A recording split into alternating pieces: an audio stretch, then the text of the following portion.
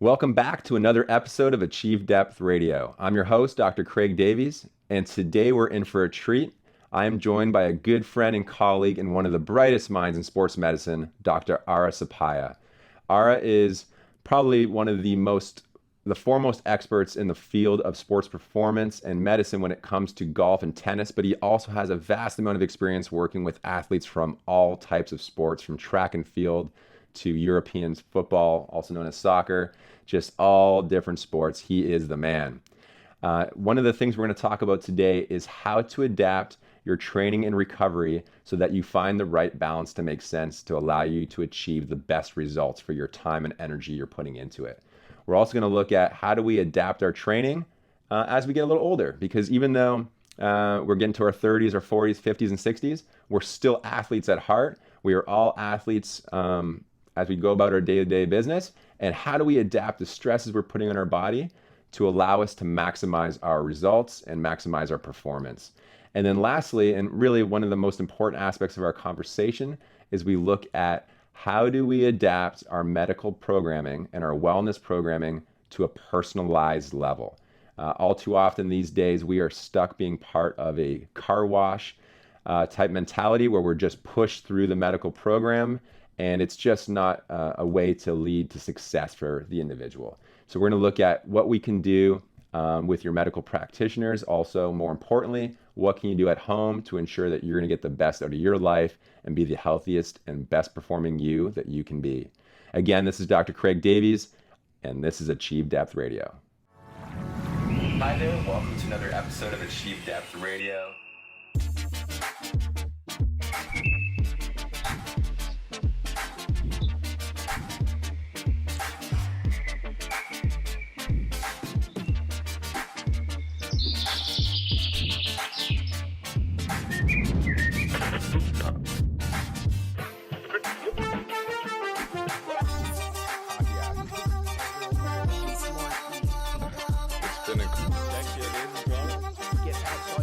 Thanks for having me on. Hey, this is Dr. Craig Davies, and we are live at Achieve Depth Radio. I am joined today by one of my good friends, colleagues on the PGA Tour, and just an amazing, amazing human, Dr. Ara Suppiah. Thanks for coming. How are you, bud? I'm doing amazing, bro. I'm doing amazing. I'm looking forward to this. Yeah, this is good setup here. I like it. Yeah, no, it's coming. It's coming. This the sound room used to be a DJ booth that never really got used because It's back to your days in Toronto. Yeah. Well, maybe the intro music will have some old banging beats playing in the back. That's what you need, yeah. All right. But it's good, man. So, obviously you're busy as usual. You've got Ryder Cup coming up, which I know has been a long venture for you, getting everybody organized and making sure they're ready to go. Yeah. Want to win.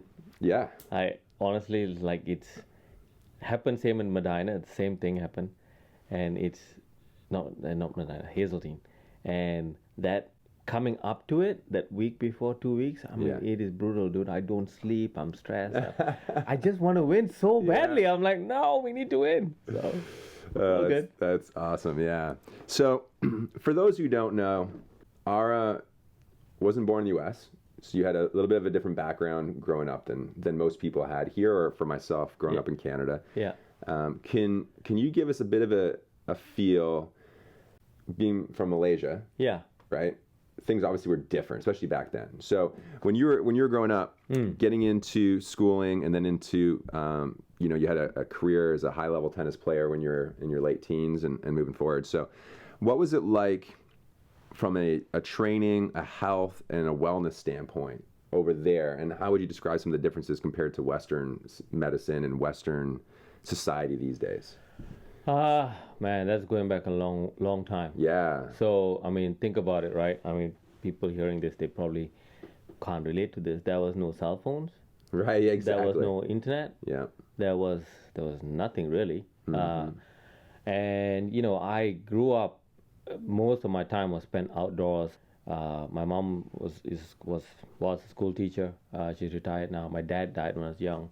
And I was influenced heavily by my mom's brothers, my uncles, who were all athletes. They either played like field hockey or they were track and field people. And so I grew up surrounded by, everything from watching Ali box to badminton to soccer to, we've followed the Premier League. Malaysia used to be, colonized by the British. So now they are part of the Commonwealth. Right. So Premier League football is like a religion in Malaysia. Okay. So growing up, I played soccer, played badminton, squash, ran. Like we were outdoors doing stuff all the time. And then I had an injury playing. I got kicked in the face basically. Oh, good. Yeah, good. and my mom was like, "Okay, you're not playing soccer anymore. I was playing goal." And so then I did some track. I found I didn't like track. Yeah. I was naturally had a lot of endurance, a lot of speed, but I just didn't. The concept of just running around the track over and over again. I didn't get to me. And then right next to it was a tennis court. So I'd go there and I'd watch people play, and then lo and behold, the guy who was coaching there was a gentleman by the name of Charlie, who, coached me, and I went on to be pretty good. Yeah. Won a lot of junior tournaments, played at a high level, but a lot of things were just done. It's not. It's interesting now. I look at kids age 10 to 12 to 15 is when I started playing tennis. It's very different. The coaching is different. I played, and then I went to medical school, and during that time I didn't play tennis. Right. And it was it's interesting. Then I started playing again, but I wasn't as good, and so I hated it. Yeah. So okay. I took a break from tennis probably for 15, 20 years, and it didn't hit a Oh, didn't is hit a that ball. right? I Yeah. did not know that. And then now that I started playing again, and I'm really into the sport. I work with a lot of the tennis players now. I'm, when I watch how the juniors are coached, I have these conversations with the coaches, and I go, wait, we never played like this. Yeah. And the game has changed significantly. Technology is different, rackets are different, but also I think children are learning in a very different way because they have access to computers and the internet as a source of information. I think there's a lot more linear. It's more linear. Mm-hmm. Whereas when the way I played was you get the ball, you serve or you return serve. Yeah, a lot more experimentation. And then the ball, you just start. Yeah. There was never, you didn't really craft a point as such. It kind of more intuitive. You kind of hit it here, and oh, this guy is doing this, and you'll hit to the open space and you'll create the shot. It's still done the same way, but it's much more predictable. So Right. if you look at the tennis players now, the way they play is, they'll say, hit the serve and find your forehand. Hit the serve, hit every ball cross court. It's decided before you played, and that was never the way I played. Yeah, no. You would just hit the ball and just react to whatever came. So it's changed. And, I played in very hot conditions. Are you trying to tell me Malaysia was hot? Yeah, kind of. I've been to Malaysia twice. It's besides Trinidad is the hottest place I've ever been in my life. Listen, Trinidad ain't got nothing on it. Yeah. It's not just hot, it's humid. Oh, yeah. And it's so funny, Craig. I go back now. I try to go back every once a year, every 2 years. And I cannot believe I played tennis in that weather. I can't believe you I played literally tennis. would finish school at 1:30 and hit the tennis courts at 2. 2 o'clock in the afternoon, we'll play tennis all the way till about 5 o'clock. Running for everything, did not stop, just drank water and just carried on, in that heat. Yeah. It's very different now. Very different. Oh, I yeah. think it made you just much more you didn't have options. Mm-hmm. And I think that's the biggest difference. Back then, we just did not have an option. You had one racket. Yeah. When you got sponsored, you had 2 rackets. Yeah, right, exactly. You had to try to make sure that, you would. I remember changing a backhand stroke because I was dragging my feet and the shoes would wear out. Mm-hmm. And so I was like, and the point was my mom was not going to buy me more shoes. So I had to change the way I hit my backhand. That will not happen these days. No. It's just very different. Yeah, no, I think overall, especially, I have 2 young girls, both are in dance and some other sports, but I think the resiliency of some of the young athletes today isn't quite what it was before, even when I was playing. Yeah. Very similar, you had to make do with what you had. Yeah. We didn't have everyone measuring our throwing speeds or our running speeds at the age of 8 and making decisions based on those measurements as to who was going to be successful and not. Yes. And a lot of the kids who I went and played hockey with, because I played at a relatively high level, the ones who were pretty good at age 8 ended up being exceptional by the time they were 16, 18. And the ones who were exceptional at age 8, that didn't necessarily mean they're going to be exceptional at 18. Correct. But today, they're starting to make decisions on the potential of an athlete at such a young age. I feel like, one, it gets rid of the enjoyment of the sport, and also we start pigeoning children into positions and expectations of their sport. And I don't think, one, it's necessarily fair for that athlete, but two, I just don't think it's healthy. No, and I don't necessarily think it's transferable, you know. Yeah. I love a story. There's a story, I never told you this. It's a folklore. There's a story about, this guy who was a aeronautical scientist, and he came up and he wrote a theory and said, look, based on the theories of aeronautical sciences, the bumblebee cannot fly.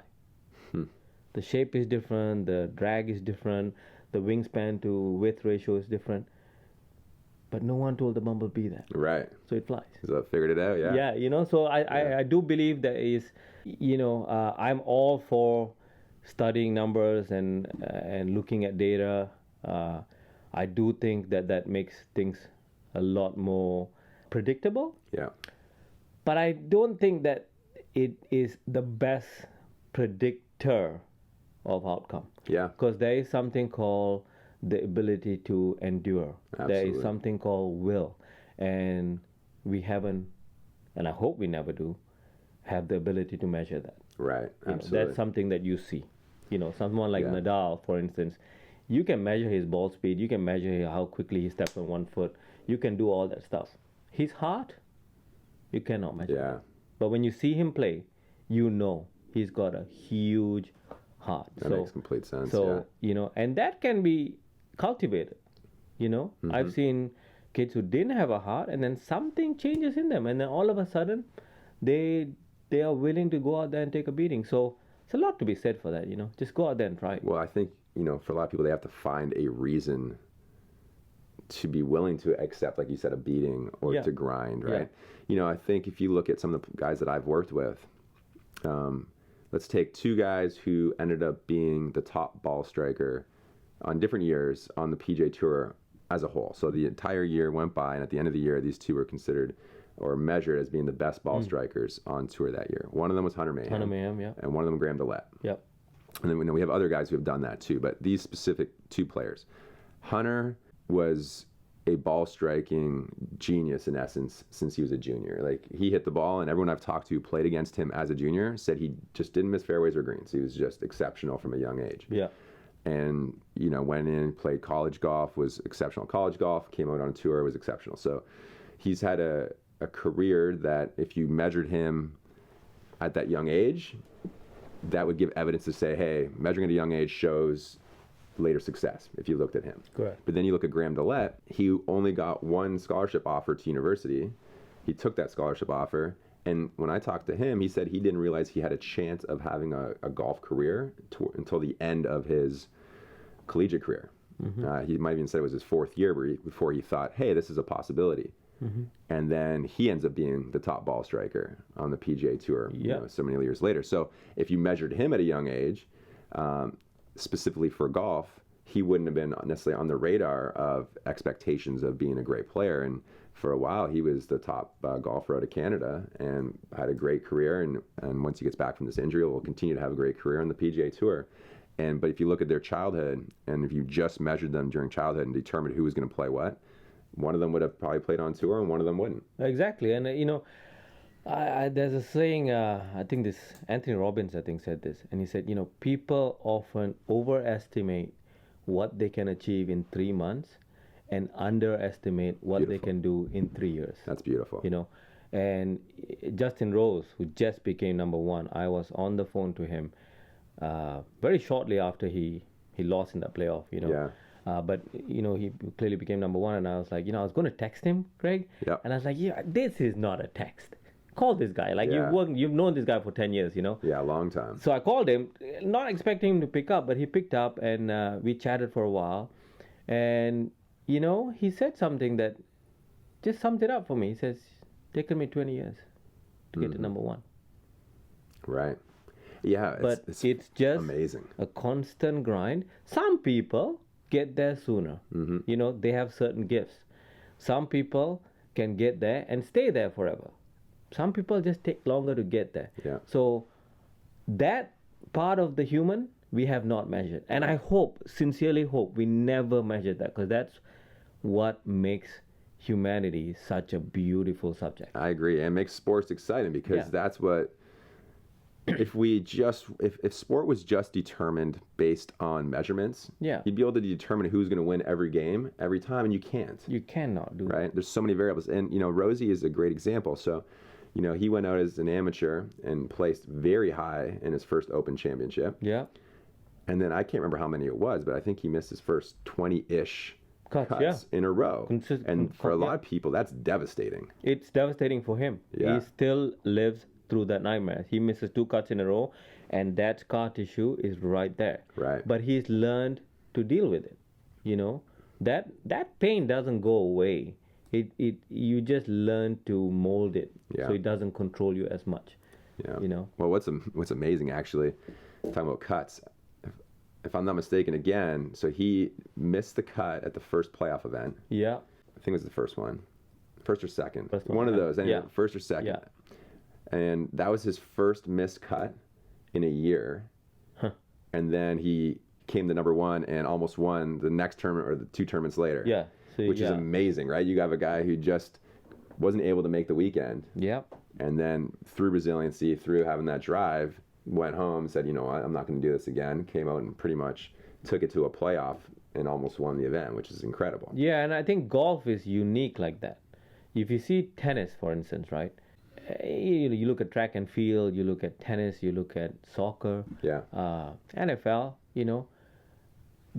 those players who get to that legendary status, they dominate for a long while. Yes. And their domination is measured a large extent by winning. So Usain Bolt won many, many, many times. Right, yeah. Right?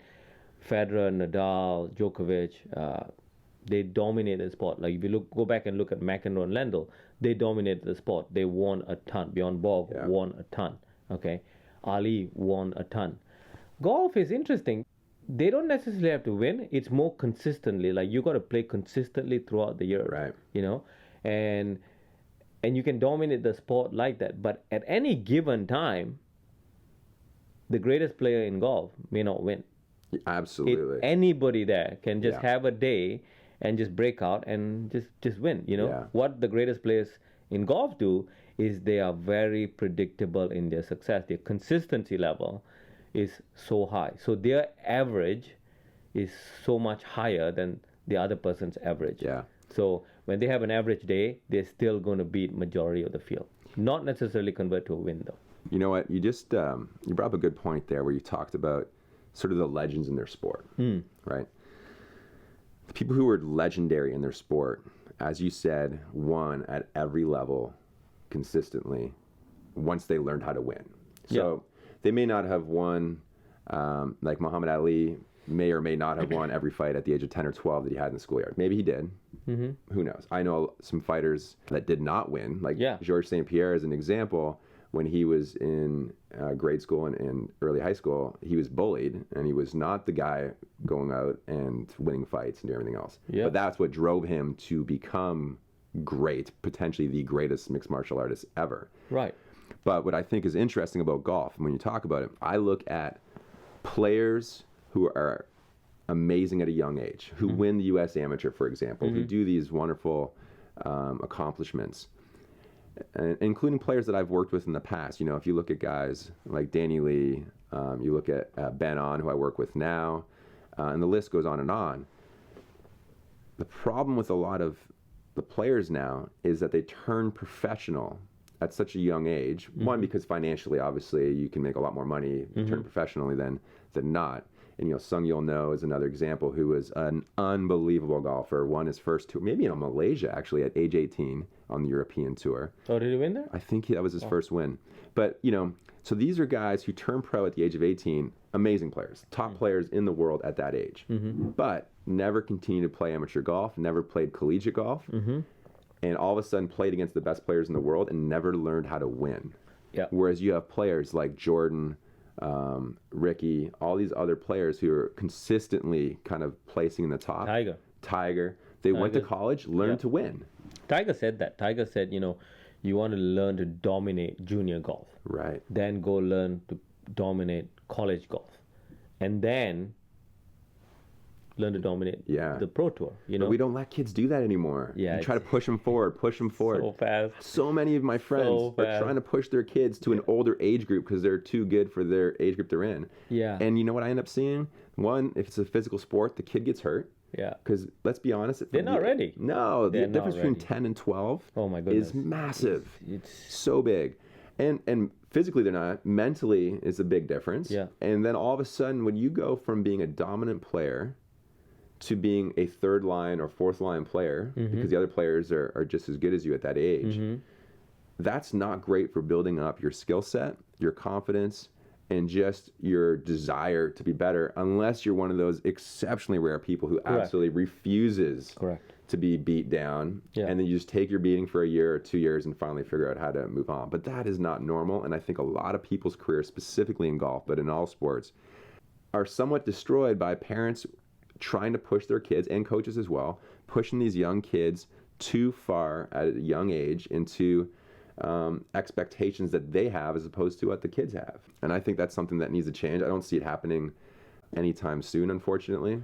No, we live at a time where, I remember sitting in a lecture, and a CME lecture, and this pediatric emergency physician who's been around for a long time came to give us a lecture, And he said, I just want to put you in a scenario, okay? You pull up to the McDonald's drive-through. You get to the window, and you put your window down, and nothing happens. And you wait 10 seconds, nothing happens. And then you go, hello? Nothing happens. It's now 25 seconds. 30 seconds later, someone goes, hi, may I take your order? And you are now pissed. Right. It's 30 seconds to get fast food. Okay? Amazing, yeah. So, and he said, now put yourself as a parent with a child who is ill, and you don't really know what's going on with the child, and they have to wait 25 minutes after they brought to a room to see the doctor. And you go in there, and they're not happy, and they take it out on you. So he goes, you got to understand that we live in a world where everything is faster. Yeah. There's instant gratitude. So if I measure this, buy this, and do this, this should happen. Right? We live in that culture right now. And there is a lot of good things about that culture. Yeah. It's cut off time, wasted time, like just so much better. Right? But it comes at a price. So the concept of saying, I'll tell you, when I learn something new, like every year I learn a new skill set, or either be movement or educationally. I try to do something both. So, for instance, last year I really immersed myself in yoga. Okay, I went probably 20 days of the month for a whole year. Okay, and I remember my first class going there, and I saw some people there, and I couldn't get into any of the postures or whatever. And in the past, I would have been like, no, I need to go practice this. I need to get better and blah, blah, blah. The older me has kind of said, you know what? I know you can't do it today, but if you do this every single day, where will you be 6 months from now? And where will you be 6 years from now? 6 years from now, you're going to be able to do that. And that philosophy, I think, is coming back, but that needs to be instilled in a lot of sports again. There is time. You don't have to rush this. There's plenty of time. So that's perfect. That's a perfect segue into our next topic. See, I did that for you. I knew where you're going. Injuries, headaches, back problems. We all experience physical pain in our lives, and the majority of that pain is caused by one thing: inflammation. At Luminos, we've created a safe, all-natural pain relief patch that directly targets pain instantly with no side effects. Just apply the Luminos patch directly to an area of pain. The relief can be felt in minutes, and it will last all day. Go to luminos.com right now and start living without pain today. Okay, so Dr. Ara, just as you mentioned, one of the things that people are missing out on is the ability to appreciate the importance of allowing things the time to develop, because we're so instant gratification as opposed to delayed gratification. And one of the biggest areas that I see this in is in individuals' health and performance. Specifically, if we look at how people approach being healthy these days, everything is dictated, or not everything, but a lot of it is dictated to being as good as possible, as fast as possible, 20 minutes to better abs. Nothing wrong with CrossFit. I think it has a great place, but I don't think necessarily everyone who does it should be doing it, because they don't have an understanding of the cost to benefit ratio from a short-term versus long-term goals. My wife does another program where she's in a group setting, but they're recording all their data and everything else. And it's, how can I be better tomorrow, the next day, the next week? But then when I see a lot of these athletes, because we're all athletes, over short periods of time, I have a lot of friends who've done some of these kind of programs who almost wear their surgical scars as badges of honor. But the problem is, these people are in their 20s and 30s right now. What is going to happen to these people at 40, 50, 60, 70, 80? Because we are so short-sighted with not only our education, our child's performance in sports, but our health. It's so hard for us to look into the future because we're not there. But I know for me, I have quite a few injuries from when I played sports. And so, unfortunately, my sporting career ended very early, right? That's sad. It is sad. And, I could still play stuff now, but Dude, you're a beast. It would affect certain things.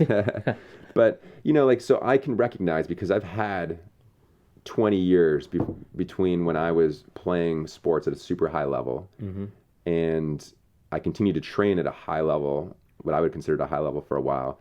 And now I can see some of the repercussions of that, right? Some of the damage I was doing to myself, not allowing myself to recover appropriately, which is what happens in young sports still today. The recovery is really missed.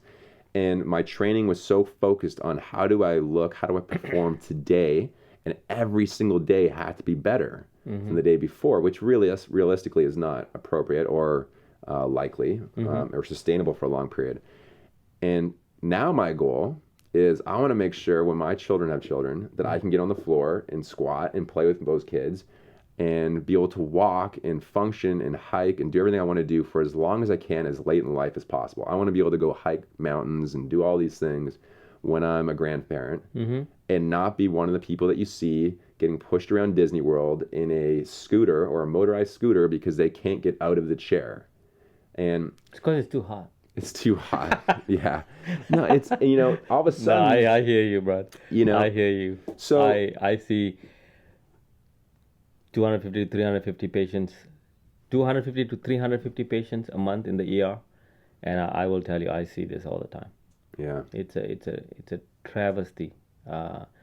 It's sad. We're so progressive in one sense. We could put a probe to Mars and have cars that run on nothing, and then here we are, dealing with basic health issues in a so-called modernized world, and it's kind of staggering, really. Yeah.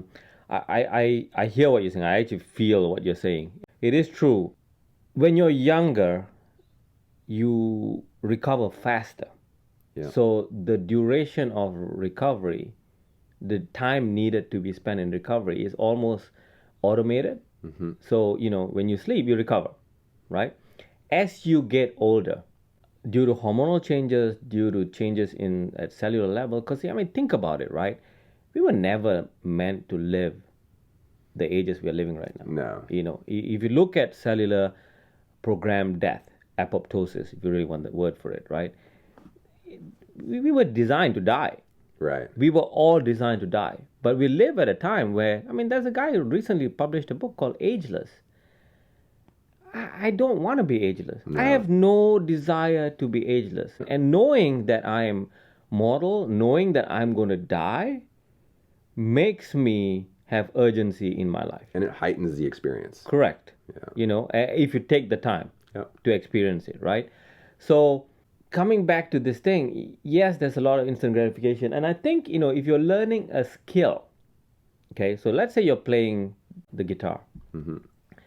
You want to try to be better at the guitar today than yesterday. So I do see that, Yep. right? But in a physical strength, power, endurance, agility thing, that is not a realistic goal. And I'll tell you why. Due to a very fundamental truth. No two humans are same, right? Mm-hmm. We know that. Yeah. Okay. But the same human doesn't show up the same, identically same every single day. Correct. So I'm different today. My energy level, my mood, my everything's just a little bit different today than it was yesterday. Right. I am not identical to yesterday. My physiology adapts. Yeah. Okay, and it may be due to what I ate yesterday, the air I breathed, because there's so many variables that the physiology adapts, and so you never show up the same every day. Mm-hmm. So to expect athletic performance, right? So I consider athletic performance as speed, endurance, agility, power, strength, and vision. Yeah. Okay, to expect that to be better every day makes no sense to me. Makes no sense. Now, I think there's a purpose in going there, and the competitive nature of humans, I cherish. Yeah. And I like, to go somewhere and say, you know what? Yeah, yesterday I did this, today I want to try to do this. But you really need to pay attention to yourself. If you don't feel as energized as you did yesterday, then what are you going doing that for? Because you're burning yourself to death. Yeah. And over a period of 10 years, if you do this, you won't get to 10 years because it's very, very harsh. So a lot of the things that I see, two prongs. One is, like you said, instant gratification. So, 5 minutes to fabulous abs. Right. 15 minutes interval training and you don't have to do anything else. That really wasn't the purpose. It's designed to allow us to get some kind of exercise in because we are busy Right. doing everything else. So that's kind of where it comes from. But in terms of health, if you want to look at long-term health, then just focus on movement. Absolutely. Okay? Basic fundamental movements. Can you put your arms over your head? Yeah. Can you bend down and pick something off the ground? Can you do a squat? Can you lay flat and get up without any assistance? Face down, face up. Can you roll from one side to the other side? It doesn't sound a lot, but that's what you lose as you get older. Mm-hmm. And, you talk about battle scars and, worn as badge of honor. I see a whole movement towards the 5 a.m. club. Right. Yeah. Which I have two things to say about that, which I feel very strongly about. If you talk about the 5 a.m. club, you need to talk about the 9 p.m. club. Yeah. The 5 a.m. club cannot exist long term with a 1 a.m. club. Right. So if you're going to bed at 12, 1 o'clock in the morning, and you are forcing yourself to get up at 5 a.m. to work out, let me tell you, you are pouring gasoline on a slow burning fire called chronic inflammation. Chronic inflammation is part and parcel of life. It is the normal aging process, whether we like it or not. Despite all that we know, we cannot reverse aging. You can slow it down, Craig, but you cannot reverse it. Yeah. Because of this universal thing called chronic inflammation. And when you don't sleep as you get older, and then you add to that getting up at 5 a.m. and doing a 30-40 minute HIIT class or CrossFit class, and you add that week to day, it is going to set you on fire. Wait a minute. I'm starting to think my job is not sustainable now that you're talking about this. Your job is not sustainable. I 4 keep telling you. o'clock I'm wake telling you. But in fairness, you do get a nap. I've seen you nap. Yeah. Right?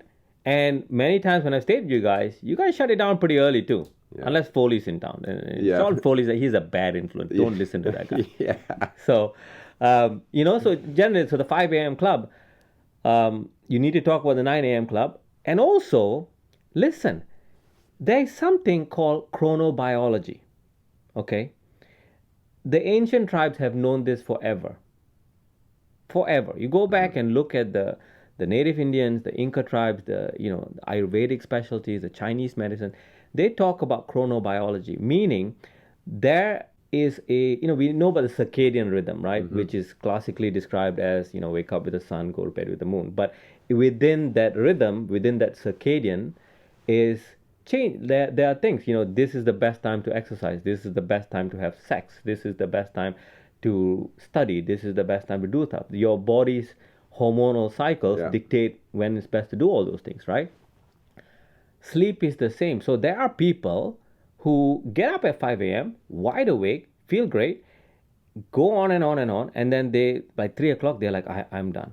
3 p.m., they're done, okay? And then there are people who get up in the morning, they're like, I'm okay. Then they get better, and then they last through the day, and then they go, and when the sun sets, then they go, okay, I'm tired, I need to go to bed, okay? And then there are people who get up in the morning like they cannot go in. And then when the sun starts dimming, 7, 8 o'clock, they're like, yes. Yeah. We see this all the time, okay? And now there is a gene that matches that, the PER gene, that tells you what type of chronobiology is. Yes, as a rule, most people wake up with the sun and go to bed when the sun sets, right?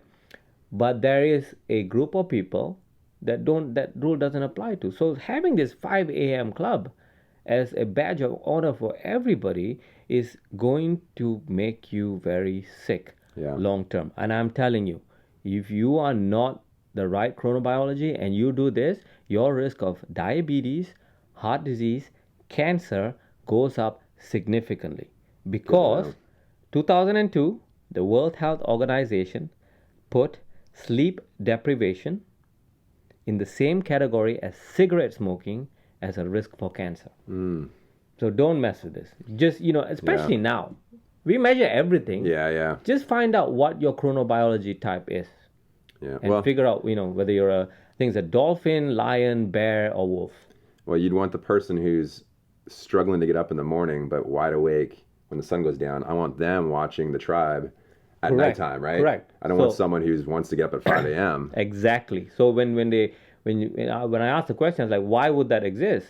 Well, that exists for all those things. And similarly, there are certain people in the tribe who have a very distinct taste, very distinct smell. Some people can run faster. That's why we're all not same, but we work together as a tribe. Right. And that's why even now, all the studies that looked at healthy aging will tell you when you leave the tribe, isolation is one of the worst things you can do for your health. Being part of a tribe is very, very important. You're sounding very socialist right now, Ara. Come on, man. What do you mean? We should be living as a community and helping each other? Yeah, just get rid of the HOAs, though. No HOAs. Just let me do my thing. Let me paint my house fluorescent yellow. That's great. Yeah, so you brought up some great points there. Now, to go from that, let's kind of backtrack a little bit. Mm-hmm. When you were playing tennis, humid conditions, super hot, super humid. Boiling, dude. Now, you did not have access at that, I don't think, anyway, at that time, to the supplements, to the different mechanisms of recovery that we have now. Mm-mm. Now, let's just say, because we live in Florida, and it's pretty hot, pretty humid a lot of the times. Mm-hmm. We have guys playing football outside right now, and it's unbelievable. I can't believe these guys are fully padded, going through practices at 3 o'clock. So we have football players, soccer players. We have all the different sports. We have our golfers who are, for whatever reason, playing a sport outside all day in the hottest temperatures. Mm-hmm. And if we compare that to, your own personal experience, you know what it was like to grind, to play high level in those conditions. If you could go back, talk to yourself, which would be the same as talking to your athletes now, what were some of the keys that you would say, here's what you need to pay attention to. Here are some of the things that you can do to adapt to the excessive salt loss or whatever it is through the sweating. Mm-hmm. And if I'm going to be playing a lot of tennis, football, golf, doesn't matter, for consistent days, what are some of the things that you would use on yourself or with your athletes now to help them recover more? Okay, so great question. When we, like I told you, we just hit a tennis ball, 3-4 hours, drank water, went back, had dinner, and went to bed, right? But I bet your dinner was a lot healthier than it is Yeah, these days. so literally, my mom grew most of the vegetables in the backyard. So think about the energy density of that. So we don't yes, have that now. We don't have that right now. So couple of things, first and foremost, I would say I would, if I could go back and do a few things, I would have got my sweat analyzed to see how much salt I actually lost. Yeah. And, because one of the worst things you can do, believe it or not, is just to hydrate with water with no electrolytes. Okay? Yeah. And similarly, if you don't need electrolytes, putting a bunch of electrolytes means your body has to get rid of it, which means you're using energy to do it instead of using energy for something else. So I get a sweat study done to really figure out what I need to drink. Okay. Secondly, it used to be a badge of honor. I used to love people saying, man, that guy's like a horse. He never stops. Look at him. He went from 2 o'clock in that heat till 6 p.m. I wouldn't do that now. Yeah. I would say, you know what? Do an hour, go indoors, cool down, think about what you did, maybe strategize a little bit, come back, do 30 minutes, and do smaller chunks rather than a long period, and let the body cool down, because the benefits of going beyond a certain point is not there, and you actually tire the body. Like at the end of the day, heat exhaustion is a real thing. You release heat shock proteins, and it is harmful. Okay, and as part of that, when you say you have 4 hours to practice, the practice is not as efficient as it can be. Whereas if you say you have 2 hours to practice and you make it more efficient and time well spent, I think that'll be much better. So, I know players who spend 2-3 hours in the range, hitting balls, picking the phone up, chatting, blah blah blah blah blah. I think it's better to go there 30 minutes, really focus. You know who does that really well? Roger Federer. Is that right? Unbelievable. I mean, you see his practices. So you take Nadal. Nadal would, in a major, would spend 90 minutes to 2 hours hitting balls, bludgeoning balls. Before he plays? Yeah. This is on his practice day, on his day off, on a major, right? And then you see Fed come in, much more relaxed, hits for 30, 40 minutes, and done. Shut it down. Very different styles. Yeah.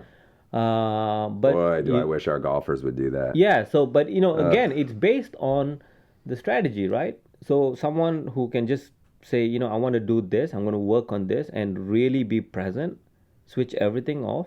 You don't need to do that. And to be honest, you can't really be present and focus intently for 3-4 hours. It's very different in sports. Yeah. You could do it maybe studying. Well, even think about when you wrote exams. Yeah. You write a 2-hour exam, I'm fried after that. Correct. Mentally, you're exhausted, right?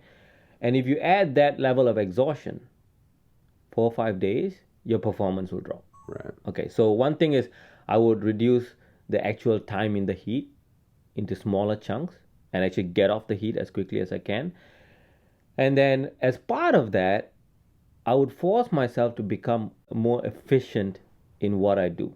So skill set, movement, all of that. So the better I can hit a ball, the more efficiently I can hit a ball and focus on that, the less energy I will spend. Yeah. So it's all about energy maintenance, right?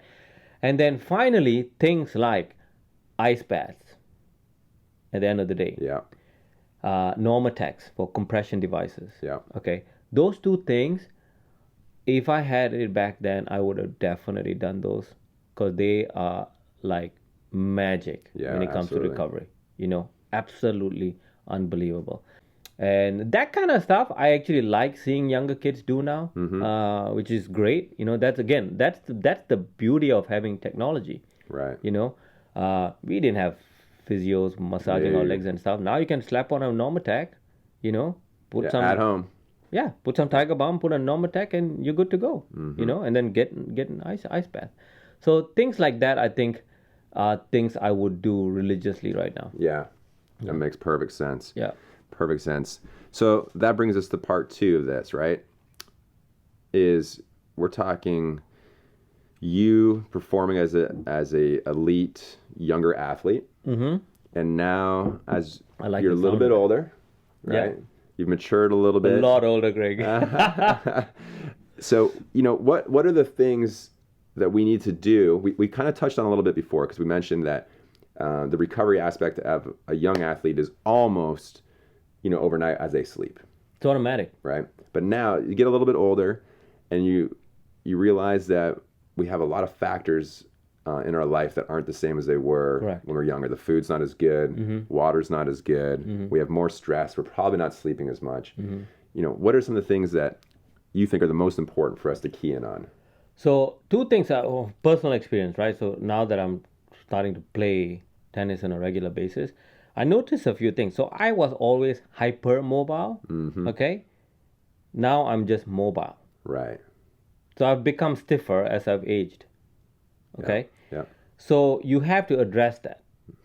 So it's very, very important as you get older to maintain performance, to maintain range of movements and good quality tissue. Yeah. Right? So I'm glad you mentioned that. So it was a cool study was done on why that happens. And they were looking, this was on rats. And they found that the connective tissue, it wasn't the muscle tissue, it was the connective tissue itself, had built up, I think it was glycosaminoglycans and different things, GAGs in the connective tissue.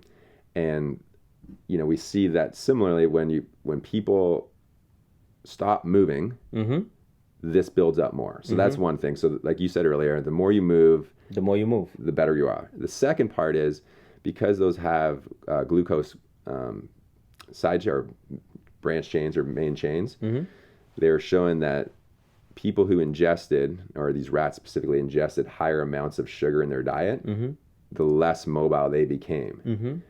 Because they had Doesn't surprise me. So I think, that's something to think about is for those who are out there when we're talking about how do we keep our mobility as we get older. One, obviously keep moving. That is the biggest Fundamental, thing. yes. And because I think, my opinion is exercise is a supplement. Like structured exercise, going to the gym is a supplement. Yeah. That's why I don't call it exercise. I said move. Yeah. Your goal is to keep moving. Move all day, every day. Yeah. And then watch, that's the problem. I get so frustrated. And I hope someone from the dance academy that my kids go to, I'm not going to name it, but I hope they listen because they're an amazing academy. But like every dance academy we've ever been to, they give them lollipops and sugar and stuff right after they perform. Juices, what are we doing? We just did all this. You did all this great work and then you bought it. Yeah. Boom, here's some sugar. I know. Anyway, sorry to interrupt. So I think keeping movement is very, very important. And you take that, not take it for granted. You're just gifted with that. You don't really know you're going to lose it. Yeah. But you got to pay attention. As you get older, you lose range of movement. You get stiffness, and that's part and parcel of aging. So in order to still perform at an elite level, you want to keep your range of movement going, right? Number one. Number two, the concept of recovery. So training is when you rip stuff apart. Yeah. So you don't actually build anything when you're training. That's something that people don't get. Right. So training is not when you build stuff.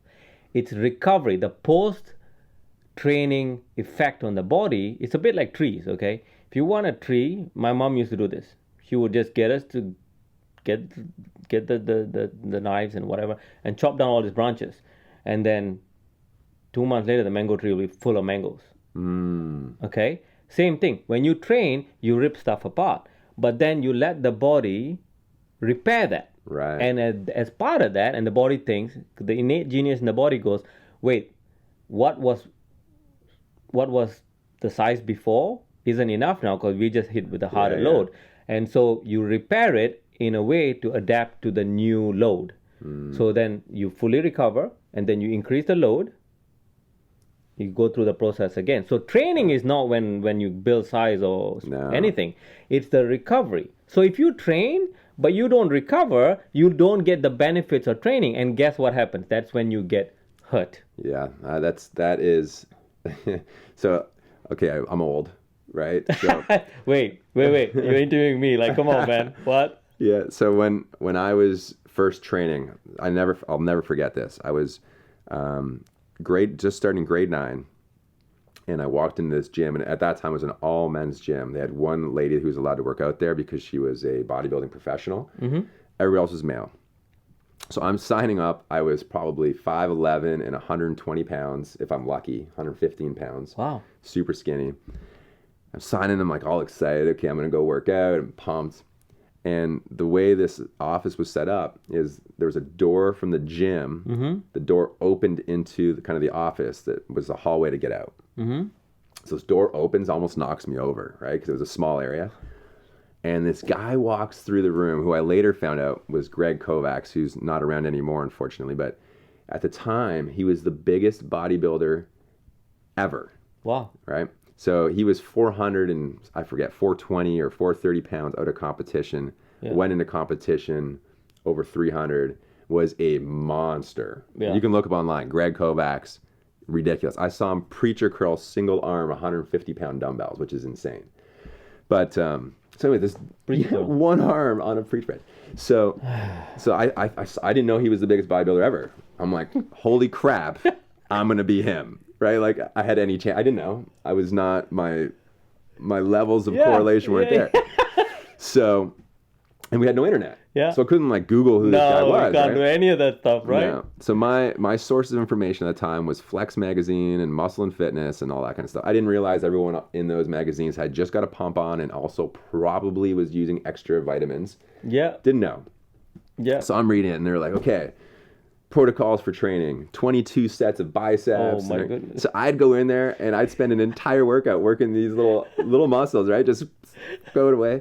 And I got hurt all the time and barely grew. You know what I mean? Absolutely. And then afterwards, unfortunately, way afterwards, when I started training and making sort of more solid decisions on how I trained, that's when I finally started growing and my body adapted and didn't get hurt as much. But we used to go in. I would hit buys every angle you could possibly think of for like 4 sets of everything. And then do it again the next day. Like, yeah, maybe chest. Back then, especially, it was like chest and buys, right? Like, gotta look at. We didn't realize that people could still see you from the back. You just can't see it. Yeah. Yeah. In fact, there was a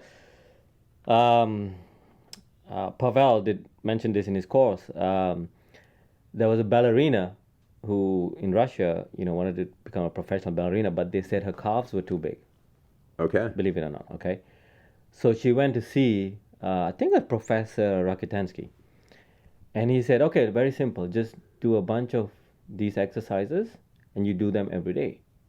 And her calves would get really sore. And the buildup of lactic acid made the calves atrophy. She's like, in essence, killing it, pretty much. Yes. So if you don't recover... Recovery is where all the juice is as you get older. Like I said, if you're younger, when you sleep, you have enough juice to fill you up again. Right. It's no different than the battery in your computer, right? Mm-hmm. When you first use it, the battery charges and it stays charged forever. After 3 years, it doesn't hold the charge as much. Yeah. So you need to charge it more often, and the human body is no different. As you get older, you need more time to charge it up. So you need to make sure you get sleep. You need to make sure you get enough nutrition, and you got to pace the exercise. So the badge of honors versus your ego versus your likelihood to really see performance have to be in balance. At some point you got to say, I can't go back-to-back days.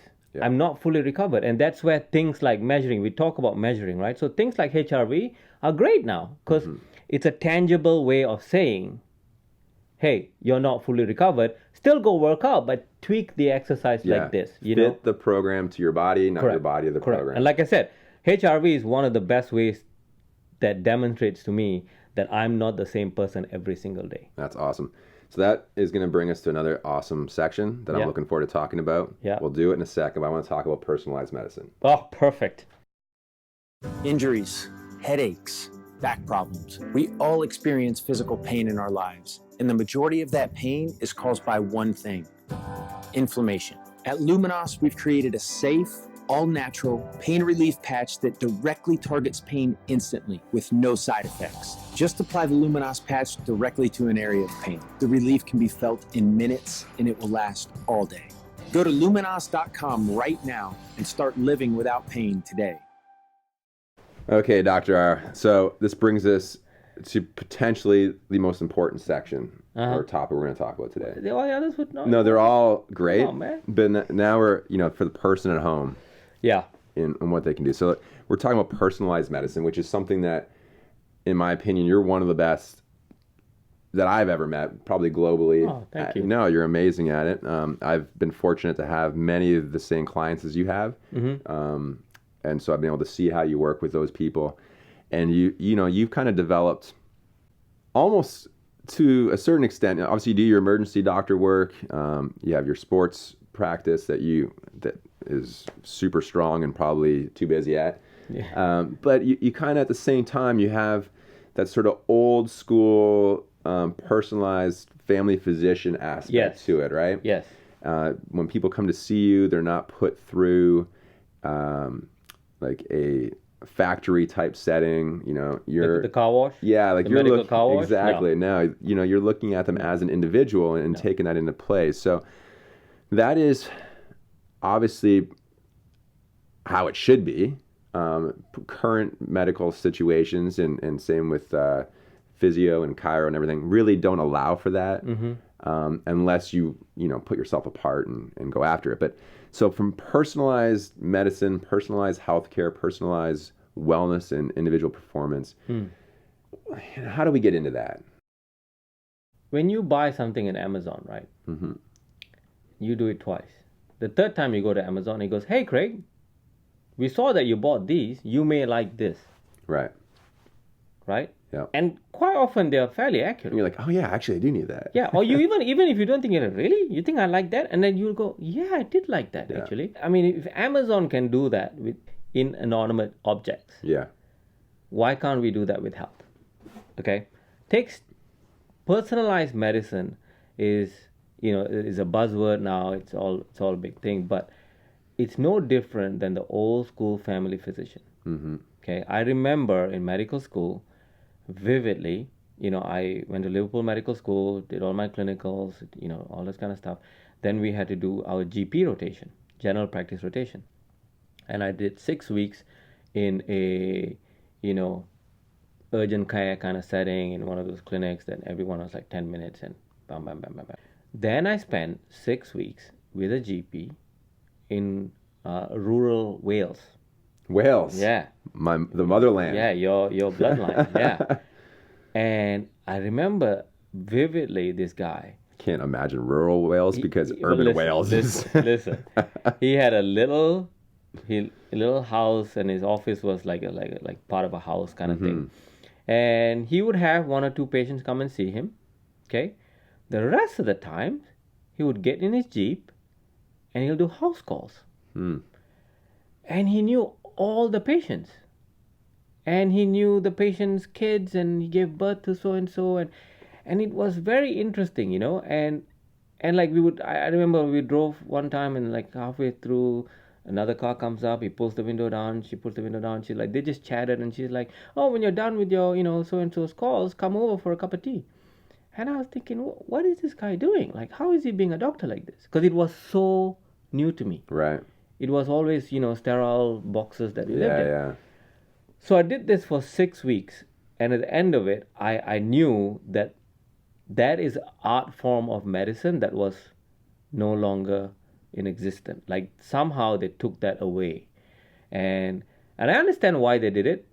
There's more people to see, there's more medicines to prescribe, there's more tests to do, so there's more of everything. But there's only 24 hours in a day. Right, so what are you going to do? Yeah. You got a limit, right? And then you put into place, logistics, insurance companies, blah, blah, blah. And everyone wants to say, okay, you know what? You want me to do this? I'm going to pay you this much for this much. And so that's what happened. What I decided to do was, when I started working with athletes, I did not want to do that. And it's very important. So most of my athletes will tell you that I've been to their homes. Yeah. And I want to see them in that environment. I want to see how they interact with the kids. What are the stresses because all of that paints a picture to me before they hit a golf ball. Right. And more work has come up. Like, John Sarna, somebody who published, about back pain being a psychological phenomena. Like, your pain will be worse if mentally things are not good at home. And we have all felt that to some extent, And I always joke about this. I said, my phone never rings when they shoot 65. Yeah. it never stops when they shoot 85. Yeah, 100%. Right? Yeah, absolutely. So, and that's not derogatory. That's just that, when things go wrong, you feel things differently. So personalized medicine, to me, I started doing it in a way that I said, okay, I don't want a cookie cutter method at this level of performance. If you are taking, when you take, I hope Toyota's not listening, they're going to give me a hard time, but if you take a Toyota and you say, take a Camry, I used to drive one, yeah, and you say, make this car faster, I have a lot of options, right? I can change the wheels, I can change the engine, I can change this, I can change that. And there's so many avenues.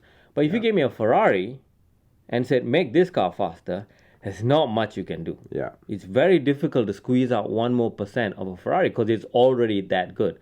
So when you work with professional athletes, I'm looking for how am I going to squeeze this one? You can't do that in a 15-minute consult. No. You cannot. You got to really pay attention to all the small details. So if anytime you ask me and you say, what's going on in Justin's Rose's family? I have a pulse on. I have my finger on that pulse. Gary Woodland, I know what's going on with him. Steve Stricker, I know what's going on with him. Like most of my players, Daniel Berger, Ollie Schneiderjans, I'll be able to tell you, they live like this. This is what they're doing. This is their travel schedule and stuff like that. So it gives me a holistic idea of who they are. So personalized medicine at its core starts like that. It's for the individual. Okay. When you take that and bring it to today's world, the beauty about that is there's a lot of things that we can measure. So I mentioned HRV. That's a very easy way to know, how your body is reacting and are you fully recovered, for instance, right? But also, I'll give you an example, very simple example that's in fad right now. Everyone's talking about the ketosis diet. I'm a big fan of ketosis. I do think that it's good for the brain. Certainly, in seizure disorders, it's been shown to be significantly better. I think patients with mitochondrial dysfunction do very well on a ketosis diet. But not all ketosis diets are the same. Right. And not everybody can tolerate ketosis, right? So the classical ketosis is no carbs or very little carbs, more protein, and a lot of fats. And the fats that we all talk about now is saturated fats. But genetically, if you carry a certain SNP, a certain genetic subvariant in how you handle cholesterol, and you eat a ton of saturated fats, guess what's going to happen to your blood cholesterol? It's going to go up. Your blood viscosity is going to go up. A lot of times, have you ever done ketosis? Okay, so when you go from not being ketosis to ketosis, you don't feel great. No. Okay. Well, think about it. Traditionally, we only ever got there when there was no food. There's no food, right? It wasn't a choice. We didn't wake up and go, I think I'm going to do paleo or ketosis for 6 weeks. Like, that's not how it happened. No. You didn't have a choice. You were traveling from one village to another village, and there was no food. You ran out of food, and you just kept going until you got there.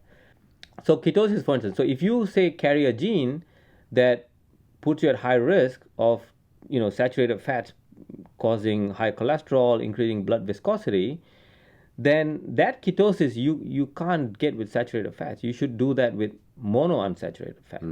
Right? Right. So that's a form of personalized medicine. I've paid attention to you. Yeah. I haven't given you this global thing that says everybody take this. And, that's the world we live in. So I'll give you an example. We have mutual players will say to me, that Voltaren doesn't work on me. Yeah. I need Celebrex. And I've exactly the opposite. That Celebrex is a waste of time, dude. Voltaren every single time works on me. How come? Well, now you can study pharmacogenetics and say, this person does better with this drug. So that's the world we live in right now. So there's a lot of genetics that explain individual variation. Those tests are becoming cheaper. And now it's a question of we need to get enough data to know, okay, this test means this. Okay, and then you take that and you still got to spend time with the individual and put that in context of their whole being. Right. That's how you create personalized medicine. Yeah, because each individual is a dynamic system. We look at performance. We talked about this briefly already, but performance in your sport it's very seldom that I see any of my athletes in any of the sports that I've worked in, their performance on the ice or on the golf course or wherever they are go down just because their skills aren't sharp.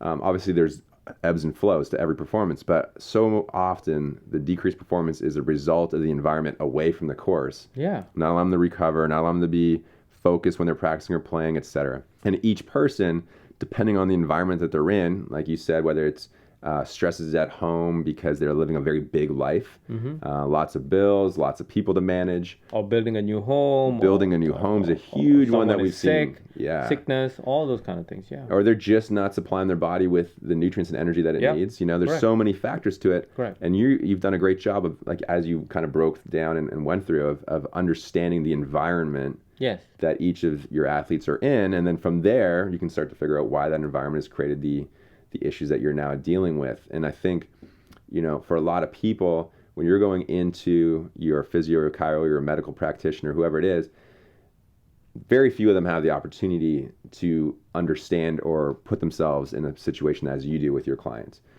And that's why it's important that the individual has to take control of their own health. Correct. And not be just reliant on their medical doctor or whoever it is that they're dealing with, because the reality is you are the person in charge of your health. Yeah. And just like we said, exercise is a supplement. Yeah. Seeing your chiro, seeing your physio, seeing your massage therapist, your medical doctor is a supplement to your own health that you should be in charge of. Correct. Right? Like, think about back in the day, the moms were in essence the doctors, right? My grandmother still had such influence on a lot of stuff that we did. She was amazing. Yeah, and we've gotten to a point with, you know, both parents working, you know, so many roles have changed that there's no one at home that's in charge as much as it used to be of the health of their family. Yeah. And we become more reliant on people who can only see us for very short periods of time. Or as you said, you know, looking up, oh, ketogenic diet's great, I'm going to do that. Yeah. Without understanding how is that going to affect you as a person based on the environment that you have in you, the epigenetics, the whatever it is. Yeah, I'll give another example. Bone broth. Yeah. And eating probiotics. Okay, fermented foods. Right. Okay. Everybody will tell you that, oh yeah, you need to put fermented foods in your diet. Yes, you need to put bone broth in your diet. But if you're one of those individuals that carries a genetic abnormality where you cannot break down histamine correctly, that's the worst thing you can do. Yeah, interesting. So this global 5 a.m. club, you know, everybody drink bone broth. Everybody eats fermented food. Yeah, everyone has to do the same. It's amazing. It doesn't make sense. Yeah.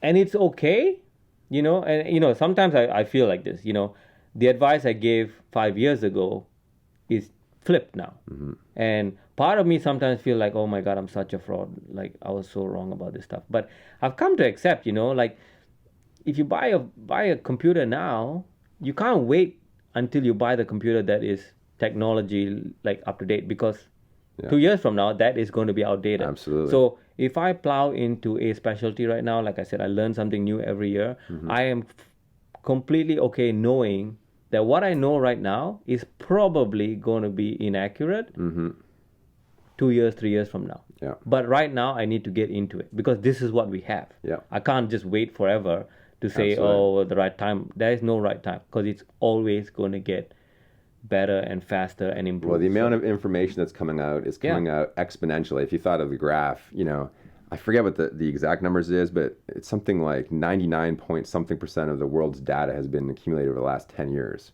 It's crazy. It's insane. Yeah, and then you add AI to that, you know, which is good, which is why, you know, I do think like mass collection of data, if you can analyze it to individuals, work.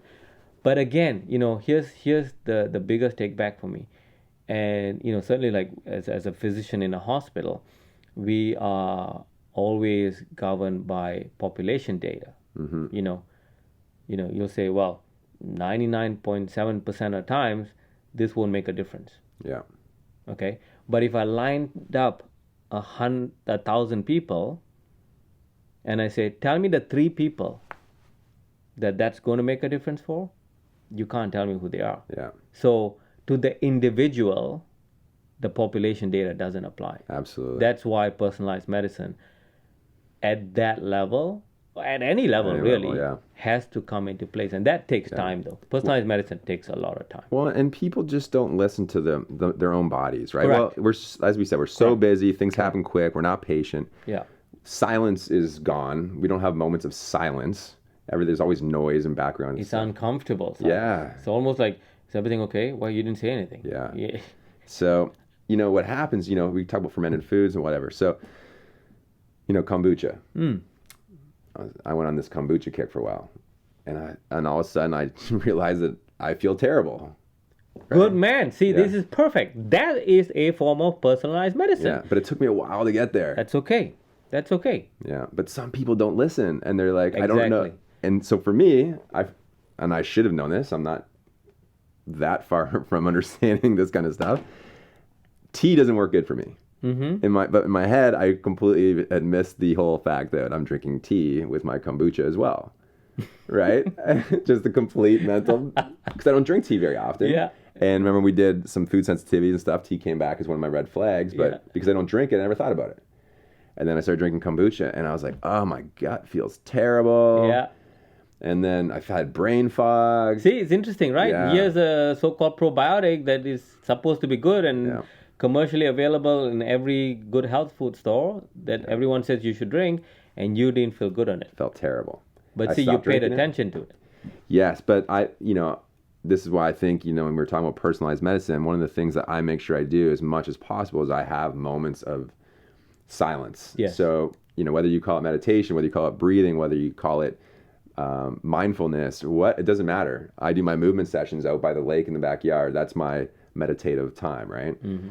That's when most of my thoughts come in, even though people say, oh, you're supposed to be thoughtless. Well, that's when my greatest thoughts come in because I don't have other thoughts breaking them up. And then I was like, I don't feel good. Why don't I feel good? And I started breaking it down. I'm like, holy, ever since I started drinking this kombucha, I feel terrible. Stop drinking kombucha. Let's see what happens. Yeah. Felt great. Yeah. So for me, that was key. And I think that's why people need to slow down, start feeling their body. Some people have never even sensed their heart rate, their heart beating, because they're not in a place where it's quiet enough or just been aware of it. Yeah, just be crazy, because back in the day, everyone would have known when their heart rate was getting out of whack and breathing and everything else. Yeah. So. And that intuition is dampened with a lot of the external noise. Yes. So even more fundamental in terms of personalized medicine, your body will pretty much tell you what you need to know. Yeah. I mean, animals don't get the genes done. Yeah. Animals don't get blood tests done. They know what to eat and what not to eat, and they know when to avoid something. Why is that? Their animal instincts and their senses are still very, very strong. They're not distracted. That's why general principles apply for general population, not necessarily for the individual. You should try it. And the other thing I will tell you, what I noticed, this whole year has been a genetic kick for me, so I've been studying a lot of genetics. And what I notice is, someone will get the genes done, and they get the genetics done. They go, I have an abnormality in this, a SNP in this. Okay, so I need more folate. So I'm going to take a bunch of methylfolate. Like, that's not. Yeah. It's not that simple. You got to be able to say, okay, I have this. Do I actually have any of the symptoms? Just because I have found this doesn't mean I need to do anything about it, Yeah. A lot of that requires time and requires a lot of self-reflection. Amazing. Well, I've been very excited to have this conversation. I can't wait to have you back. Oh, likewise, bud. But we're going to take a break, and then I'm going to come back, and I'm going to talk to you about the deep 10. So that's 10 questions that I ask every guest. Oh, I thought that's like deep tissue. Well, we can do that later, too. But we'll come back in a minute and go through that. All right, done. Injuries, headaches, back problems. We all experience physical pain in our lives, and the majority of that pain is caused by one thing: inflammation. At Luminos, we've created a safe, all-natural pain relief patch that directly targets pain instantly with no side effects. Just apply the Luminos patch directly to an area of pain. The relief can be felt in minutes, and it will last all day. Go to luminos.com right now and start living without pain today. Okay, Dr. Ara. This is the deep tissue time? We are back. Deep tissue time. So we got the deep 10. Like it. Okay. So, question number 1. Uh-huh. What are two consistent rituals you have in the mornings that you find help to get your day started in a positive way? So what do you do most days Yeah. that is part of your normal routine that you think has benefits just to how your day is going to be? So I start my day with a cup of coffee. Yeah. Okay. And most days, because I try not to work in the mornings, like official work in the mornings. So I'll make a cup of coffee, put the kettle on, blah, blah. And then after I make the coffee, I go back to bed and I sit in the bed and I drink the coffee really slowly. Mm-hmm. And I just think about stuff. Yeah. There's no agenda. Just free flow thought. Just stuff. I don't know what I think about, Mm-hmm. but when I'm done, before I get out of bed again, and it probably takes about half an hour, Mm-hmm. but before I get out of bed again, I would have laid out what I want to do for the day. Yeah. So I'll know, okay, I need to call in these prescriptions, I need to follow up on this person, I need to check on this, I got this person to see, I want to get a workout in at this time, I want to hit tennis balls at this time, I want to call these people, or I need to make like all that kind of stuff. But I only do it in the morning once at my own pace. I don't like to start the day in a rush. Yeah. So that's really is my ritual. Really, I don't have any other ritual. So what kind of coffee are you drinking?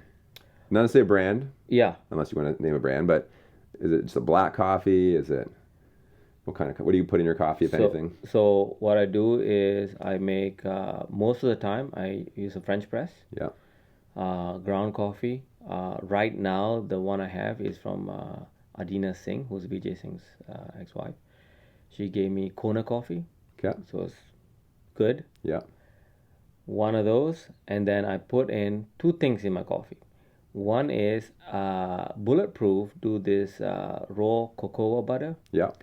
So I put that in the coffee, and I don't blend it. I just let it dissolve slowly. Mm-hmm. Okay, and then Lad Hamilton does creamer. Yeah. So I put a little bit of that creamer in there. And Perfect. That's it. That's my coffee. I don't blend it. I don't whisk it or anything like that. I just I like to see the iceberg kind of melt. Yeah. I love it. So how many of those days, because you talked about how you plan pretty much your whole day out when you're going to train, are you normally someone who does your exercising in the morning, midday, or in the evening? If I don't have hospital work, I get 2 workouts in. Okay. So my morning workout is often light. Mm-hmm. It's usually an aerobic base, but very, very light. Mm-hmm. Usually a lot of stretching, a lot of getting joints into right positions kind of stuff, getting Pilates when I have a reformer at home. So I'll get on there. And then if I'm getting on the reformer, I'll often do a little bit of bounding. Yeah. But I also use a lot of the pulleys to stretch my legs out. It's more of just to get the body going. Get going, yeah. Yeah, that's it. I don't do anything more than that. And then usually in my second workout will be a hit with tennis, probably for about an hour 15. And then I'll do some form of either plyometrics or strength work most days. Okay. So that's usually that. If I'm working in the hospital and I have to do one, then I'll give up on the slow aerobic stuff and actually play tennis. Perfect. Yeah. Okay, so this is a different question, but it kind of piggybacks what you just mentioned. So we talked about it. The question is, what type of training or fitness do you do, and why are those your choices? So we talked about what you do. You mentioned for your morning routine, whether it's in the Pilates reformer or just some basic cardio, it's just to get yourself moving and feeling good and doing all that. From a tennis or from your strength programs, for you, why are you playing tennis? Before I got back into tennis, I realized one day I was like, I just go to the gym and I run and live, and I was like, I got bored of it. There was no purpose to it at all. So tennis is very cerebral for me. Yeah. And it's a skill. So it engages different parts of what I need to do, So it's the ability to hit a serve in a very, very specific target, or its ability to hit to a big target on a forehand, but also being technically correct. Because you can always improve your technique on every stroke. Okay. And then to add to that, you can make it harder. So now you add some aerobic work to that, and you're out of breath, and you still got to hit the ball correctly technically. So it becomes like this big chess game that I like to play. So at the end of an hour of tennis, I'm mentally really stimulated. Yeah, so you've gotten the brain working, which a lot of times in the gym you don't. Yeah, that's what I found it very lacking. And also, it gives me a purpose. If I'm doing lunges, I know I'm doing lunges so that I could last, maybe that ball that went wide that I missed, I might get it back this time. Yeah. So it gives me a more of a purpose as to what I'm doing it for. Yeah, makes complete sense. Okay, perfect. How many hours of sleep do you normally get? And what time do you go to bed, get up, and when do you find you are the most productive? Probably get about 7 hours minimum, 8 hours maximum, really. Yeah.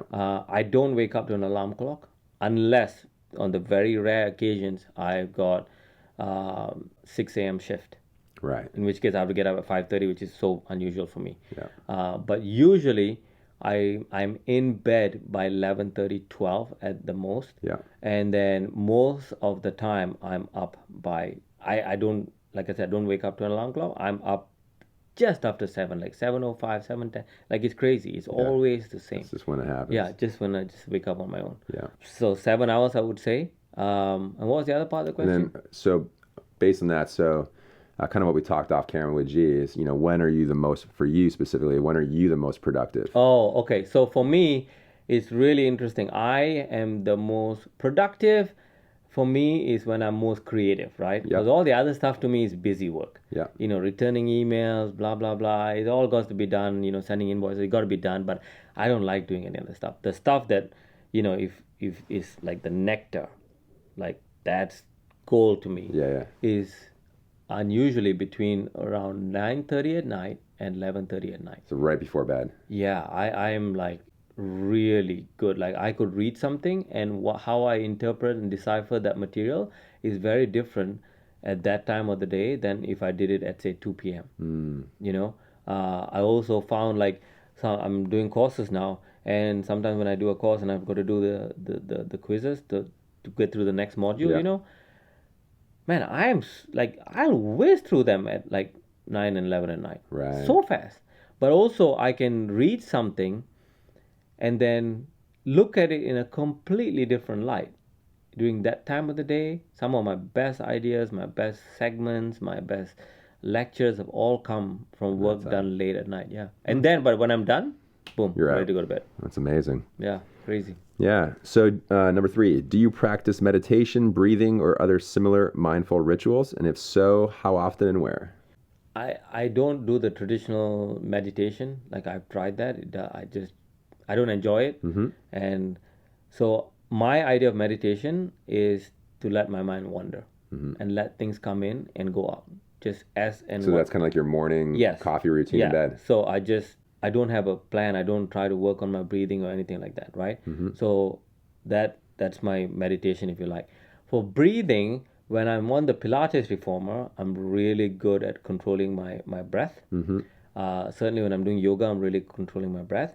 And then recently, when I'm training for this endurance event in May next year, and one of the things I learned from some of the coaches in Oregon was that in order to become a better runner, long distance endurance runner, it's not so much your breathing to put oxygen in the body, it's more to see how well you tolerate CO2, which is it's counterintuitive to me.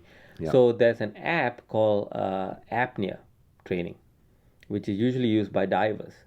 So whenever I'm free, I go on that app, and it forces me to hold my breath and then get used to CO2 building up without freaking out. I couldn't hold my breath at all. Right now I can hold my breath, breathe out underwater for like a minute 12.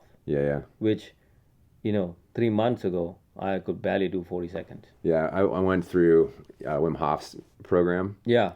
And when I first, underwater is different because you have pressure gradients, so I can't hold my breath nearly as long underwater as I can just like when I'm chilling in bed. Yeah.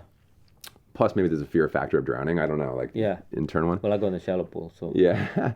But when I first started, it was just over a minute. I was stressing out. Yeah. A minute 15. It's horrible. Yeah. It's a horrible feeling. I don't know how long I was into it. Maybe 3 weeks. I was over 4.5 minutes. And the only difference, like you're saying, is your tolerance to For CO2. And you can hold your breath for 4.5 minutes. Yeah. Wow. But I did it every day. No, You it's know, and pretty I loved good though. But that's what it is. It's a tolerance for CO2. So, a lot of times when you if you run and you stop and you're like hyperventilating, if you hold your breath there, you feel like you're gonna die. Oh yeah, it's terrible. horrible. Feeling. Yeah, it's a terrible But you feeling. can get used to it. Yeah. Very quickly. So I'm gonna try that. That's the only. No, don't do that. Just pass out. Boom. You got head So trauma. that's the only breathing stuff that I do really. Awesome. What is your number one health hack that you use? Sleep. Sleep is just consistent time of day. So I do everything in my power to make sure I sleep as soundly as possible. So the room is 67 degrees. It's pitch black. There's no electronic devices anywhere. If I come back from travel, then I'll sleep on a grounding mat on the bed, and that's plugged into through a clean source. Yeah. And I generally stop eating by about 8:30 at night. So it's 3 hours before I don't really eat. Yeah. And that is, we call it a hack, but that's basically You know what though? I do. That's exactly. I actually like that example because it's something that everybody can pay attention to. Yeah. Right. Pitch black, cold room. You are hibernating bear. Awesome. Think of it that way. That's, to me, that has been single-handedly the best thing I've done for my own health in the last 3 years. Perfect. Yeah. Okay, what is something you do that you don't think is caught on yet with the general population that you think will be very common in the future? Like a practice, like a personal practice? It could be a personal practice. It could be a supplement. It could be It could be any one of type those of things? food, anything. Yeah. Okay. I think getting your genetics done and then paying attention to how it affects you, it's going to become, I think it'll be commercialized. So it'll become another one of those, 5-minute ab workout things. Yeah. But certainly that is coming for sure. And then the other thing I think it's catching a lot of traction is grounding. Yeah. One of the things that I do religiously is, when I told you like in the mornings when I just do a gentle thing, it's barefooted on natural terrain. So even if I'm like, the place I found it the hardest to do was Hong Kong. Right. But I went to the park and took my shoes off and just walked. Yeah. See, I think for me that's been probably like the biggest thing. And myself and Marnus and Mark Wall and a few other guys out on tour, obviously we try to make a very conscious effort of spending as much time barefoot as possible. Yeah. And but it has to be on natural terrain. Absolutely, that's the problem. There's chemicals in all the grasses. Correct. So it has to be as much as possible in natural terrain. Yeah. Somehow they'll commercialize it, I'm sure. But this practice has been around for thousands of years. Well, it's every single species on the planet is connected at all times to nature. To the ground. And so, like the same with me and Marnus and them, I talked to Marnus last week. I said, how many times, we are the people who make a conscious effort to go out and do this. And we were busy last week at the playoff event on tour. I said, how many times have you touched anything that's alive this week? And he's like, man, none. Right? Because of the way the schedules were, the rain delays. And we're people who consciously try to do that. And when I'm on my off days, I spend all my time outside. But there are some people who legitimately in a year, in 10 years, and some people in a lifetime have never connected to nature, ever. Meaning what? Like walking barefooted or touching So yeah, plants because you could be outside, but you got rubber soles on. Yeah. Right? So you're not connected. Yeah. People don't want their kids touching dirt anymore for some crazy reason. All these things, like people literally are not connected. The food they're eating are genetically modified and sprayed. Yeah. So you're not getting, like you're just not touching trees. You're not. Right. And so we're wondering why we have all these autoimmune diseases. There's so many factors, but one of them is literally we are no longer connected. Think about it, when you get a plant, you bring a plant in your house, it is way harder to have a plant grow in a pot in your house than it is the exact same just growing on that in your yard. Yeah. Because it's not connected to nature anymore. Yeah. It's incredible. Okay, so I love that one. Yeah. What are the top 3 things that you think people should focus on to let them be their best self? Self-acceptance. Just know, like, you are human. You are never meant to be perfect. Yeah. And I learned this a long time ago. Anthony Robbins, again, like him or love him, or Yeah. whatever you think of him. He made, he says, perfection is not a goal. Excellence is, Right. And I've always stuck to that. Like, there are times when I'm doing something and I'm like, am I trying to be perfect here? Am I trying to hit the perfect forehand? Or am I trying to win the point? Yeah. What am I trying to do? Achieving excellence allows you to be human, which means you are going to make mistakes, which means you are going to have habits.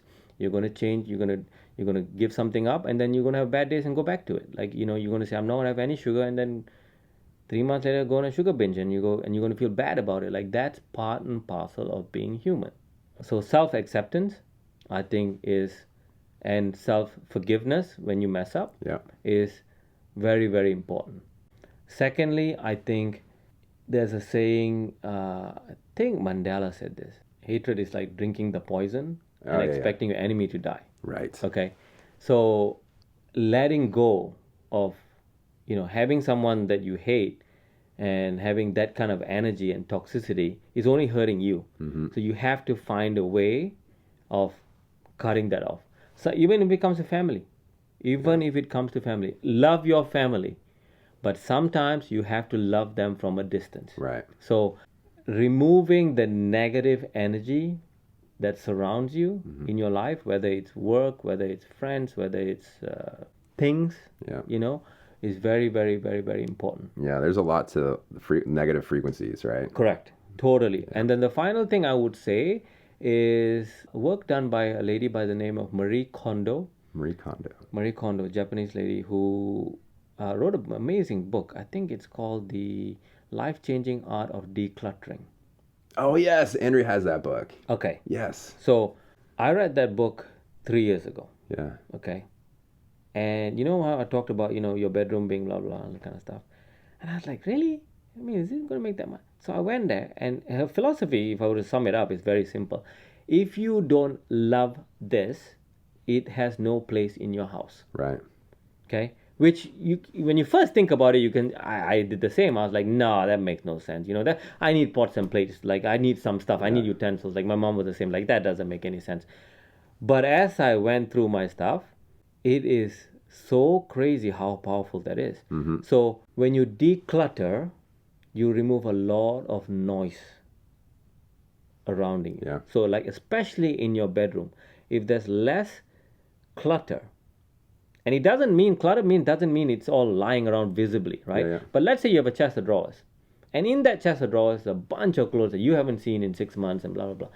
That's still clutter. Yeah. So I think decluttering your life by only making sure the things that are in there are exactly what you want. Even if it's a utensil, you know what? Go find a utensil, find one spoon, one wooden utensil, and say, this thing is beautiful. You don't need 15 knives. You're not a professional chef. Have one knife, but love the knife. Yeah. And I'm telling you, you have less clutter. You have less decision-making fatigue. That's the biggest thing, I think. Okay. Yeah. And you'll find that you'll have so much more mental clarity and energy for life. It's crazy. So if you haven't got that book, go check that book out. It's she's a very interesting lady, but the philosophy behind that, you can learn to fold your clothes in a particular way. But what I found from there was, and Craig, was amazing. When I did this, I went through and I was like, oh my God. So I have a box that has, I worked on the European Ryder Cup team for many years. Then I worked in the last two American Ryder Cup teams, President's Cup. So I have all this clothing. Right. Okay. That, it's kind of crazy when you first start, you collect them all because you're like, it's cool. But then you realize you can't really wear that anyway. You look like an idiot wearing it. It says Team USA and like, where are you going to wear that? And so I had boxes of this stuff. And they, as you can imagine, they're all nice stuff, cashmere, really good, woolen stuff. And it's like my stuff in the corner over there. Yeah, see, like stuff like that. So I read the book and I was like, oh my God. And I took the whole box and I went to Lake Nona Golf and Country Club and a couple of guys who work in the gym, who are the maintenance guys, and I just gave them the book. Right. And the crazy thing was, about 3 weeks later, I'm in Lake Nona Golf Country Club, I'm going to the clubhouse for something, And this guy kind of says, "Doctor, doctor," and I was like, and I see him. He's one of the maintenance guys, and I don't know this guy. Yeah. You know, I'm like, me, and it's like, yeah, yeah, yeah, and he go, "Thank you so much for the shirt." And I was like, "What shirt?" He go, the golf shirt. Thank you so much. So I was like, okay. And I was like, I think he's mistaken me for someone else. And then later on, I was in the tennis club, and I was talking to one of the guys I gave the box to. And he had dished out. He took what he wanted, gave it to a bunch of other people, and they all shared all the clothes. And it brought so much joy to them. Amazing. And that was the point. It was never meant to sit in a box. Yes. It's not meant to sit in a box. So if it's sitting in the box and I haven't seen it, and that potentially could bring so much joy to someone else, why am I cluttering this? Yeah. And so after that experience, I went completely the other way. And so I got rid of probably 75% of my clothes. I was shocked at how many pairs of shoes I had. Right. And which I never I'm wore. guilty. And why they keep sending me more and more shoes. I mean, it is a good problem to have. Yeah. But now I found ways to utilize those shoes. I'd send them to me, but I don't need them. But I know a lot of people who do. Yeah. So I got rid of a lot of stuff. So long answer. That's it. So John Lestraco, who's my brother-in-law, I hope you're listening to this. Take the Jordans out of the box and put them on your feet. Okay. Yes. Okay, we got 3 more questions. All right. Okay. What are 1 or 2 books, documentaries, or movies you would recommend and why? So obviously you just gave us one of the books. Yeah, that's a good book. Or do you want to do a different one? You can do. You know what? There's a book that I read every year. Every year I read this book. A buddy of mine in Silicon Valley, he reads it with me, and we always make sure we hold our accountable. We never finish the year without reading this book, and it's called How to Be Rich by John Paul Getty.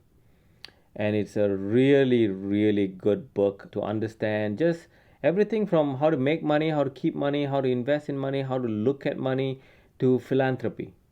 And you understand why successful people who are financially well off, why they do certain things and what Right. It's a very, very interesting book. Okay. 2 books you said. Marie Kondo's book's pretty good, but it's not for everybody. I think if you was picking a universal book, the book by Brené Brown, Daring Greatly. Okay. Unbelievable book. Perfect. If you open your mind to it and you accept that being vulnerable is one of the most courageous things you could humanly do, that book is great. Awesome. Yeah. Awesome. And she's got a course. Check out her course. I did a course too. Really good. Say the name again. Brené Brown, Daring Greatly. Perfect. Okay. Second last question. Mm. What types of vacations do you prefer to take? So like beach relaxation, adventure, cities, national parks. What are you into right now? Because of the woman in my life, it's a lot of outdoor stuff. Mm-hmm. So I never knew I liked road trips until I started going on road trips with her. And it's actually a lot of fun sitting in a car and talking about life and turning the phone off and being in places where there's no Wi-Fi. It's actually quite good. Amazing. And then we go to a lot of national parks. I do like the beach, but I'm not somebody who needs to sit and lay on the beach for hours on end. Like, I've never done that. I like to go walk on the beach. Yeah. I don't even like getting in the sea. I like the sound of the ocean, that kind of stuff. The vacations I like most is when I go to a place that I know, like, the language is difficult, never had the food, and I got to learn everything from scratch. Yeah. So, like, if I went to, say, Peru, or if I went to, Lithuania, I'll have to go there and figure it out. I like that. I really like that, because it really tells, like, it's amazing how we can communicate so well without knowing the language. Yeah. It's so crazy to me. Amazing. And it's amazing how people are genuinely nice. Like, maybe it's just blessed, but I've never been mugged or robbed or anything like that. Mm-hmm. And I would get lost and ask people for directions. And it's amazing how many people have gone out of their way to help me. Yeah, that's fantastic. I really like it. Emphasizes that humanity is intrinsically good. Yeah. Yeah. Last question. Yeah. Okay. What animal would you choose to come back as in another lifetime, and why? Oh my God. Animal. Horse. Horse. Yeah. Got to put the why to it. The horse always reminds me of, I don't know, it just reminds me of freedom. Yeah. It does its own thing. You know, a horse does its own thing. It's extremely powerful, so it can go really fast, really quick, but it can also go for days and Yeah. days and days and days and days and days. And it's a very simple animal, really. And this summer I spent as a gift to her. I took her to a horse farm, thoroughbred farm in middle of nowhere in England, near the Cotswold, and just being around those animals was like nothing else I've ever Yeah. felt. It was just it's not different to a dog, different to cats, different to all the other stuff, you know. I don't know. I just feel very at ease with horses. Yeah. Yeah. Perfect. There you go. Well, Dr. Suppiah, thank you so much for being here. Oh my God, I Mr. loved Davies, it. I had a thank you great so much chat. for having me, sir. Yes. This ends another episode of Achieve Depth Radio.